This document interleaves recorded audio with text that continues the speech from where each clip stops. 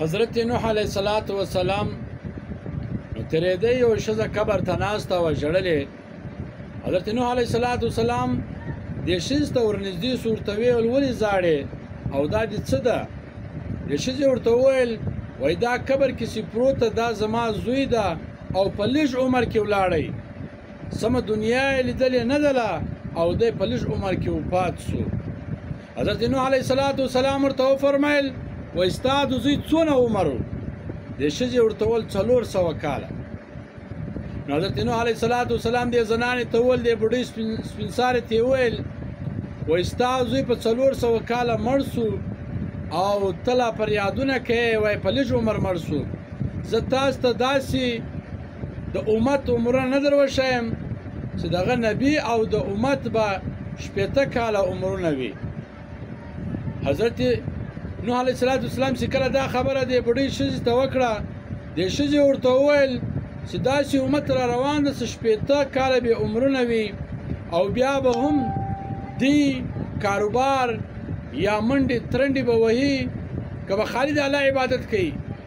حضرت نوح علیه السلام ورته وویل وایي هغه 80 کاله عمرونه چې وي هغه زمانه خلک به د زمو تر زمانې خلک به لا ډېر په دنیا پسې منډې وهي او ترنډې به کوي. نو دې ښځې ورته وویل چې زه خبر سم زما عمر 80 کاله یي نو زه به د یوه ورځ هم د الله عبادت بغیر تېر نه کړم، سر به مې الله ته په سجدی.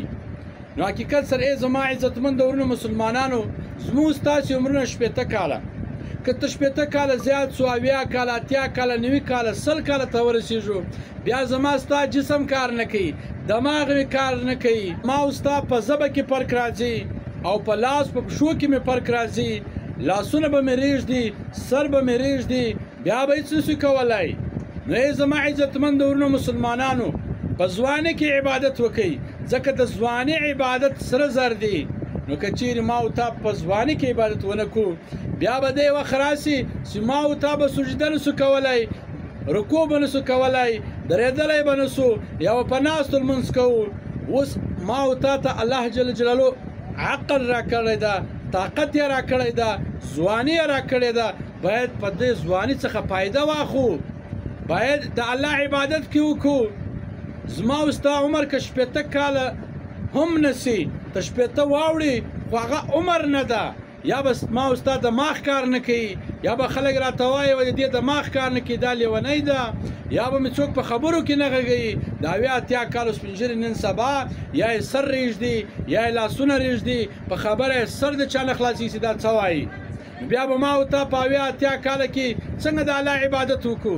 اوس وخت د الله د عبادت ته باید ما او تا د الله جل جلاله عبادت وکړو.